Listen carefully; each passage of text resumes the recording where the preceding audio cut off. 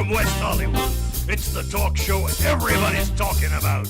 Born to Kibitz! With your host, he's the man who would be king, the man with one red shoe, the man who shot Liberty Valance. Please welcome, Kibitz. Well, hello, and welcome to Born to Kibitz. I'm your host, Corky Bernstein, and thank you so much for joining us, ladies and gentlemen. It's so glad to have you this week and be part of our wonderful cable TV and family viewers. We love you so much.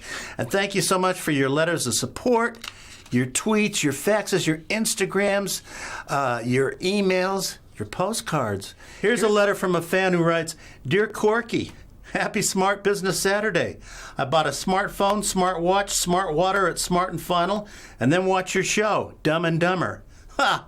Love, Popcorn Twinkle Tree. P.S. Do you know why I hate credit cards? Because they're so plastic. Well, thank you, Popcorn. And do you know why Harvey Weinstein is an oxymoron?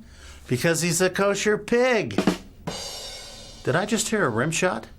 You know what that means, ladies and gentlemen? Time for rim shot news.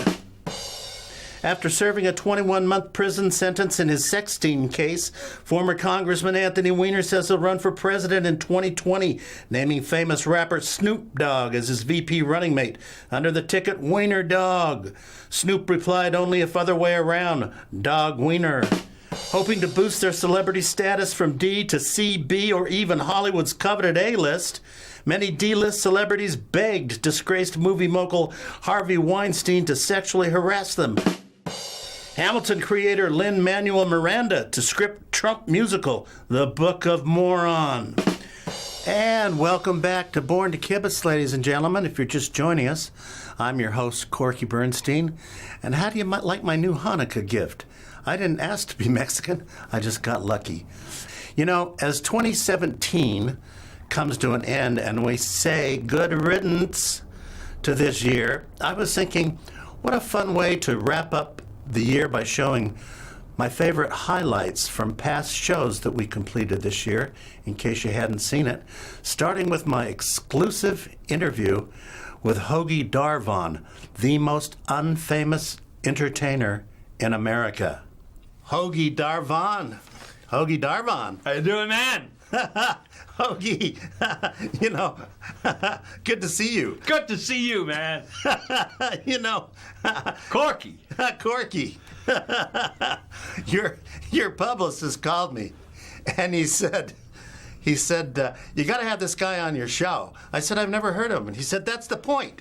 He's the most famous, unfamous person in America. Oh, that's sweet. He said he's got a whole brand new CD disc out, songs entirely on fruit. I said, yeah, book this guy. I said, book him, get him on. This is the first time we've met. Yeah. No other information on you but that, but hey, it's good to see you. It's good to see you. Good to meet you. And your camera guys, by the way, I love them. I met all three. Don, am I correct? Yes. Eddie and... Vince. No, I forgot his... No. Glenn. Glenn. Sorry, Glenn. Yeah. Good guys. All of them. Hey! You're high energy. I can tell. Now I know why they call you a fixture. I'm pretty relaxed today. Yeah. Let me... Then there was mobster Salvatore Cacciatore, who really had me tongue-tied. In Brooklyn. I was born into it. Uh-huh. My father, Vito, Right. was a numbers runner, Okay. as was my brother, Carmine. Uh-huh. My whole family was in it. My mother, Bruno, Right. she had a mustache and carried a gun. Wow. My mom, Your mother... yeah. So I was born into it. I used to carry my father's ammunition. Uh-huh. You know, he'd Yeah. say, son, take the bullets. Carry your bullets for me. So I started doing that, but I was really lousy at it. Yeah. Well, Nothing ever worked for me. he had a reputation in the mob, not necessarily being the dumbest mob hitman who ever lived, but They once told me to hijack an 18-wheeler right. filled with booze and cigarettes. Uh-huh. I hijacked the 18-wheeler. Right. And I drove it back to Brooklyn, and we opened it up. 400 cases of baby diapers. Oh, no. They were so pissed off at me, I can't tell you. You hijacked the wrong truck. They said to weren't me gonna rob them, at you're one in point, the boss called me in. He says, "You know something, Sal? We don't even think you're Italian." But anyway, it got back to the mob that I was talking to the feds. Uh-oh. Now they want to take you out. So, one day, they cornered me, Uh-huh. they shot me, and they cut out my tongue. They cut it off. Wow, I heard of an incident like that where they cut off. You want to hear something bizarre? What's The doctor at the hospital says to me, "You know something? We could have sewn your tongue back on if they didn't stick it up your ass." Oh, no. I went into the witness protection program. Right. They said, "We have to give you a new name. Uh-huh. We have to give you a name of Non-Italian descent. right that no one will I ever." would ever know it was you. So my new birth certificate says Shaquille Cumberbatch. Shaquille Cumberbatch. Yeah, Wow. Cumberbatch. Well, they made a difficult name for you to pronounce considering your disability. No kidding. You know, did you object about that? Yeah, it's easy for you to say. Yeah. Did you work your way up from soldier to, did you ever become Soldier to soldier to soldier to soldier. I screwed up everything they ever gave me. I never. So you never became a made man? No, mate, man. They wanted me to carry a water gun. Another highlight was female to male transgender Frank Braxton. Frank, welcome to the transgender community and born to Kibitz. Thank you. You're here. Yeah, I'm here and glad to be here. You made it. Yeah. That is fantastic. And I wanted you on the show. I called you a few times, and you finally got back to me. I said I read your book. I loved your book.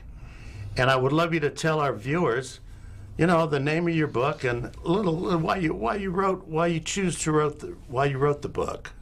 Well, the book is called No One Buys Me Flowers Anymore. Okay. And I wrote it because if people were going through what I was going through, the transition wasn't as easy or as smooth as I thought it was going to be.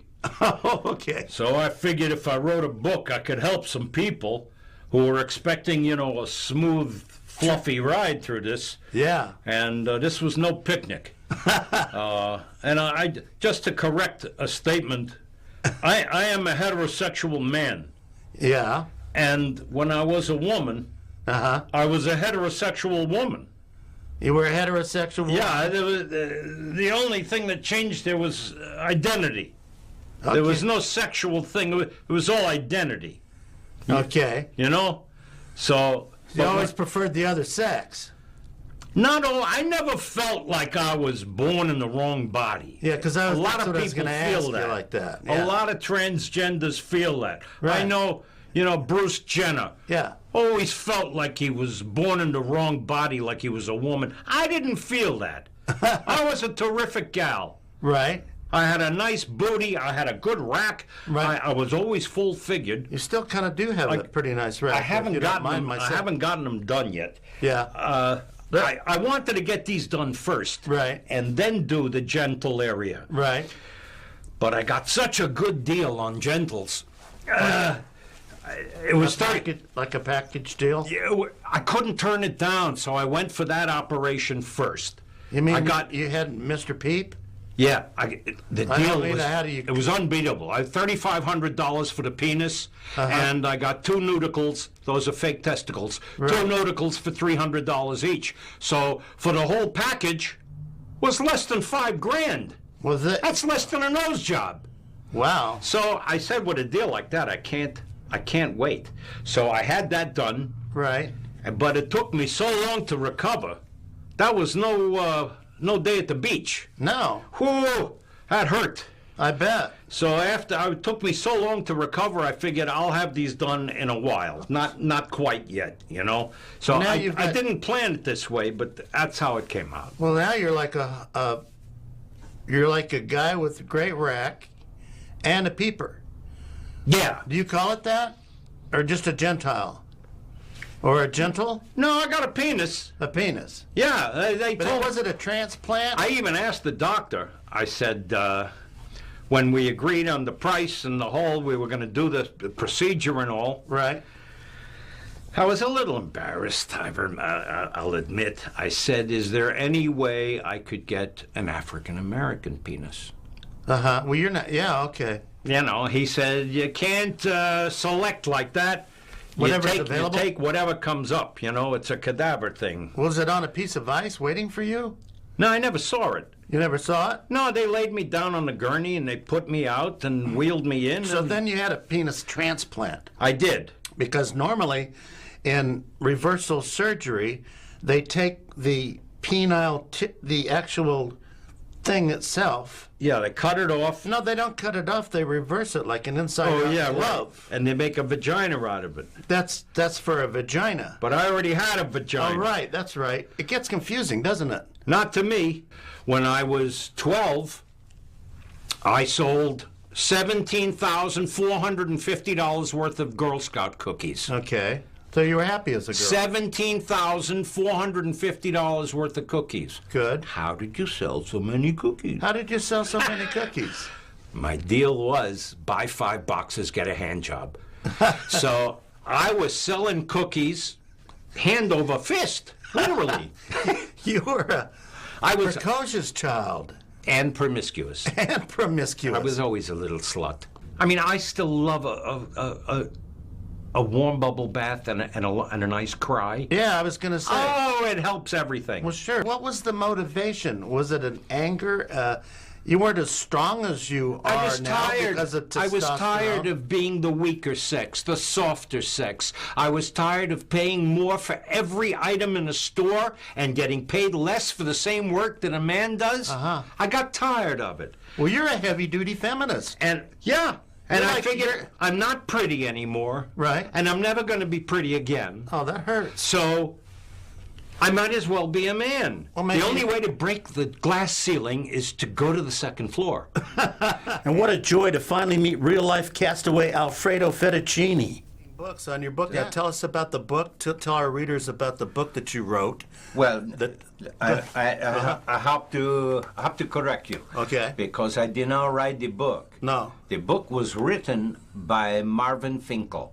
Marvin Finkel wrote the book? Marvin Finkel, very good writer. Oh, okay. He wrote the book about remember the miners that was trapped in the mine? 30 Yeah. miners. He wrote that book. Oh, he did? He wrote Okay. the book about the from Mount Everest. Right. The guys who went up and some of them died. Right. Well, he wrote that. So he came to me, he said, I want to write a book about your story. Sure. I couldn't write it. Right. No. So he questioned me for days and like weeks. Right. He's questioning me all the time. Mm-hmm. Marvin. And he Right. says to me, when you first realized you were adrift at sea, Uh-huh. how did you feel? So I said, I was scared. Right. I was petrified, scared. Right. Okay, so then a couple days later, we're talking. He says to me, when the hurricane hit, because we got knocked around in Right. a hurricane, how did you feel? I said, I was scared to death. Right. I was scared to. Okay, so when Manuel died, Right. he says, how did you feel? I said, I was frightened. I was scared. Right. I didn't know what else to say. I kept saying, I'm frightened. I was scared. And so Right. he says to me, he says, I have the title of the book. Oh, okay. He said, I'm going to call it Chicken of the Sea. Was it true that you ate your sneakers and the Bible? We ate a lot of paper from the Bible. Uh-huh. We ate our hair. Right. I heard you. We both cut our hair at one point. Right. And we made like a casserole of it. And we figured the base of it's got to be protein. Right. So how could it be bad, you know? And I heard that you seasoned it in salt water, too. Yeah, but it was bad. And no I heard matter what we did, it was bad. I heard also that you drank your own urine. Is that true? Because that could be toxic for you. Manuel did. I couldn't do that. No. Now I want to show the viewing audience what you look like when you were rescued finally. That was the day I was rescued. Can you see this? Ladies and gentlemen, could super up a picture too. Wow. That was the day kind I of was... a handsome dude on the seat. It kind of looked no. good. Look a little like Jeff Bridges That's from... after 43 sunburns. Wow. Terrible. Did it reaffirm your faith in God, the fact that you lived and endured all these calamities and were able to It survive? reaffirmed my faith in fish, is what it did. You want to know something that I haven't told anyone? Right. I was in love with a mermaid There you go. for 8 days Yeah. while at sea. Until one morning Right. I realized it's a dolphin. Who could forget my exclusive interview with Stan Blander, president of the National Alzheimer's Foundation. Stan Blander, welcome to Born to Kibitz. Oh, thank you very much. Now I know Very pleased. Yeah, you've been crazy busy because we tried to get you last year, and I think the year before, but then you were on the board of the Psoriasis Foundation. Done your homework. Wow. And then we called again. Psoriasis starts with a P. That's right. That's a tough one to spell. But anyway, you're here with us now, I am. and it's a pleasure to have you on the show to talk about this. I'm so grateful for you to have me here. Yeah. Because we're trying to get the word out, and you know. Well, you know what? Because people have a general misconception of what Alzheimer's disease is because they think, it's dementia. They confuse it with dementia, or they think it's strictly for old people who forget things, and it's not that at all. And I'd like you to clarify to our viewing audience just exactly what AD is. Can you enlighten us on that? Certainly. AD? That's, What is that? Oh, okay. Well, it's short for Alzheimer's disease. Oh, absolutely. Oh, before that I said, but you're the president. President of NAF, yes. Now tell us what that stands for as well. What's that? Tell us the NAF, Oh, the American Alzheimer's Association. the American Alzheimer's Association. Right. That would be AAF, wouldn't it? What is the NAF part? The National? the Association of American Alzheimer's. Oh, okay. All right. That's what I thought it was National Alzheimer's Foundation, but That's yeah. it. Oh. That's it. That's it. Oh, good. National I got that. Alzheimer's Foundation. That's it. I got it. That's it. I've been the president for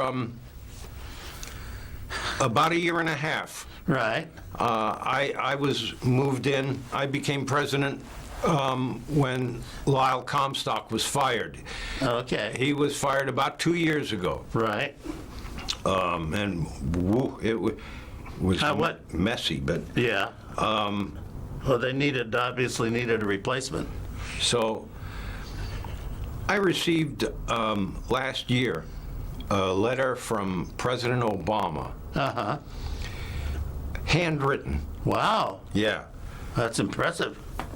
And the letter didn't say, "Dear Mr. Blander, dear Naff, dear Stan." Oh, a personal one-on-one. Handwritten. I was told that if I wanted to auction this letter off, seriously, I was told that it could be worth like over $100,000 because it's not typed, it's handwritten.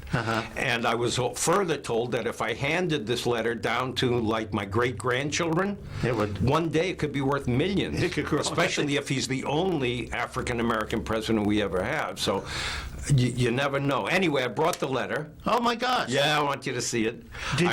Do you have it on your person? I do. I You only wanna show read it it to us now? I only show it on space. But well, I don't want to read it. I just want to show you the letter. I'd love to see it. But I don't even like taking it out of the envelope. You know what I mean? It's You so- gotta take it out. It's- My hands are clean. I washed it. Go ahead. Okay, it's the most precious. Congratulations. It's the most precious possession So you don't want to put it on eBay? I have. You don't want to put it on eBay? No, God, How no. are you gonna sell it? No, my great grandchildren one day they said it could be worth millions of dollars. Ah! Oh, you scared me for a second. I thought you forgot it. Oh no, no.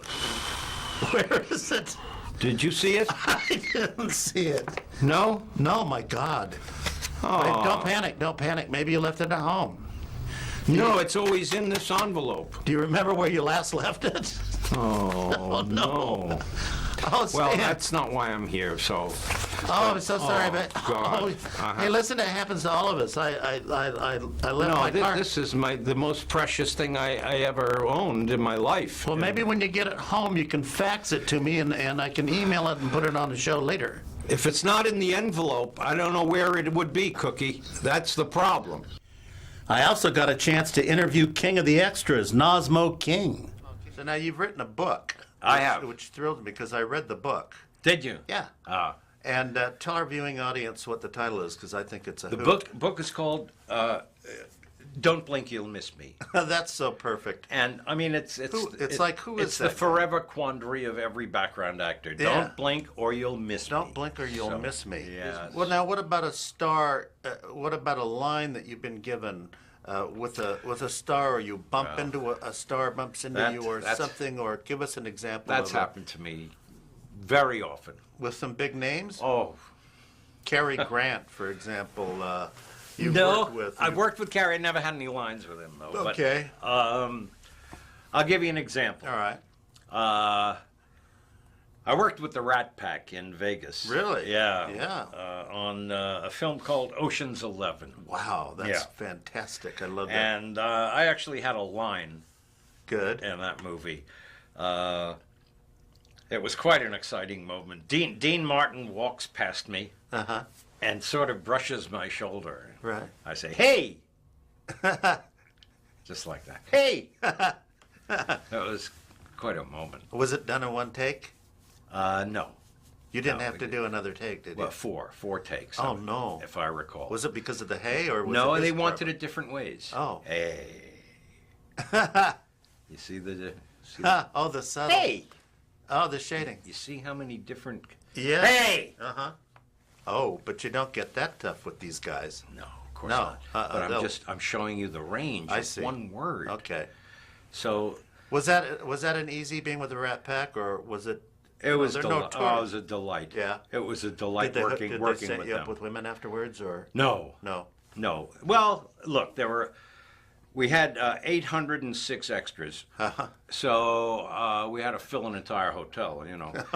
I'll tell you when it's rough. It's rough when you're on location. Right. And we break for a meal, for example. Okay. And the cast and the crew are all online eating ribs and skirt steak and good food. and scallop potatoes. Oh, high class cuisine. Yeah, we get Cheez-Its, Triscuits sometimes. Oh no. Yeah, yeah. You can't eat the good food. Sometimes we'll get a can of Smart and Final guacamole. Oh no. Yeah. Well, that's demeaning. I did one movie. We got 2 cans of Smart and Final guacamole and no can opener. Oh no. Yeah. Oh, that's There painful. were 108 of us. Oh no. Yeah. That's painful. Anyone open the can? Come on, I'm starving. Oh, You know, that hurts. it hurts. Meanwhile, they're dining on escargot and prime rib salad. Don't they? When they're done Right. and they leave, You get the extras. they call us over and. Did you like my pun? I You get I the got extras. it. No, it's Oh, triggers. you're fast. you get the extras. You got that comedy head. You No, do. it just you came do. to me. That's why you're a host. It came to me. I That's read why. in your book that you gave advice once to acting tips to Al Pacino. Oh, I did. That's well, see, I've only done this twice, and I will never do it again. I would say. it was a bad what mistake. happened? Well, I also gave an acting tip to Marlon Brando. Oh, once. no. Yeah. Yeah, please. And I was trying to be kind, you know. Right. I was in the background, and my job was to be looking for a cab. Yeah. It was something like this.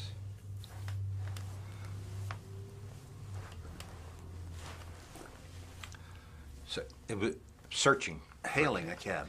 and he had dialogue in front of me. And Uh-huh. At one point, I said, "Mr. Brando, with all due respect, you're mumbling. Oh, God. You're mumbling. I'm surprised you're alive. This is written by a fine writer. So try to get the lines out if you could." And that was it with that. Well, he said, course. "Excuse me, can I have a cup of coffee?" So they handed him a cup of coffee, and he spilled it on my shoulder. Hot coffee. I was doing an episode of Star Trek, and I couldn't help but notice William Shatner had one nose hair that was coming out so far from his nose. It was driving me crazy. But that's not your job, is it? Isn't that the... But my dedication is to the whole of the piece. It's to the art. Right. And I know he's getting close-ups. He's the star of the damn show. He's captain of the Enterprise, for God's sake. Well, I'm surprised you lasted on that. What did I you said, say? "Mr. Shatner." Right. And then I didn't want anyone else to hear. "Mr. Shatner, you have an extended nose hair. And it's really hanging out there." And it's driving me crazy, He yeah. said, "Pull it." He said, bullet. I said, "Okay." So I grabbed it and I pulled it. And he cried for about 7 minutes. Well, that's it for this week's show, ladies and gentlemen. Thank you for joining us.